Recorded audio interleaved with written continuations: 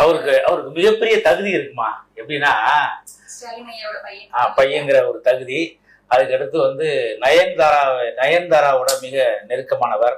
அப்புறம் அந்த இப்ப கூட கார் ரேஸ் நடத்துற நடிகைக்காக அவருக்கு மிக நெருக்கமானவர். இன்றைக்கு பல நடிகைகளுக்கு வந்து 200 கோடியில பங்களா வாங்கி கொடுத்துருக்காரு. துபாயில போய் இன்வெஸ்ட் பண்ணிருக்காரு.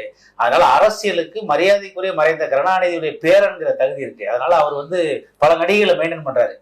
இன்னைக்கு வந்து சினிஃபீல்ட ஒட்டுமொத்த சினிஃபீல்டையும் வந்து அவர் கையில வச்சிருக்காரு. ஒட்டுமொத்த ரியல் எஸ்டேட் துறையும் வந்து மரியாதைக்குரிய சபரீஷ்னு வச்சிருக்காரு. ஒட்டுமொத்த டெலிவிஷனையும் மாறன் குடும்பம் வச்சிருக்கு. அதனால உதயநிதி ஸ்டாலின் மகளை சூட்டுறதுக்கு அந்த குடும்பம் ரெடியா இருக்காங்க. நீங்க யாருமே சொல்ல தேவையில்லை, அவங்களே அவங்க சூட்டிக்குவாங்க. இந்த ஒரு 3-4 வருஷத்துல அத்தனையுமே 2019 தான் அவர் அரசியலுக்கே வந்தாரு. அந்த பாராளுமன்ற தேர்தலில் வந்து ஒருத்தர் செங்கலை காட்டி அரசியலுக்கு வர்றாரு.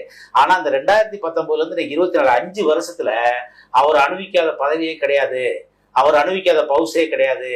இன்றைக்கு வந்து எங்கேயோ போயிட்டாங்க. உங்களுக்கு ஒரு அமைச்சர் வந்து இன்னைக்கு நிழல் அமைச்சர், இன்னைக்கு இருக்கக்கூடிய அமைச்சரே வந்து ஒரு வீடியோ உடையாரெல்லாம் வந்துச்சு. மரியாதைக்குரிய துணை முதலமைச்சர் உதயநிதி ஸ்டாலின் அவர்களும் மரியாதைக்குரிய சபரீஷன் அவர்களும் 30,000 கோடி பணத்தை கட்டுக்கட்டா வச்சுக்கிட்டு எங்கே இன்வெஸ்ட் பண்றதுன்னு தெரியலன்னு சொல்றாங்க. அதனால ஒட்டுமொத்த தமிழ்நாடு ஒட்டுமொத்த துறைகளும் அவங்க கையில இருக்கு. அவங்க என்ன வேணாலும் பண்ணலாம், என்ன வேணாலும் பண்ணலாம். 30,000 கோடி? ஆமா. 30,000 கோடி அவங்களோட காசு இல்ல மக்களோட வரி பணமா? யார்கிட்ட இருக்கு 30,000 கோடி? அவரை வந்து சொல்ல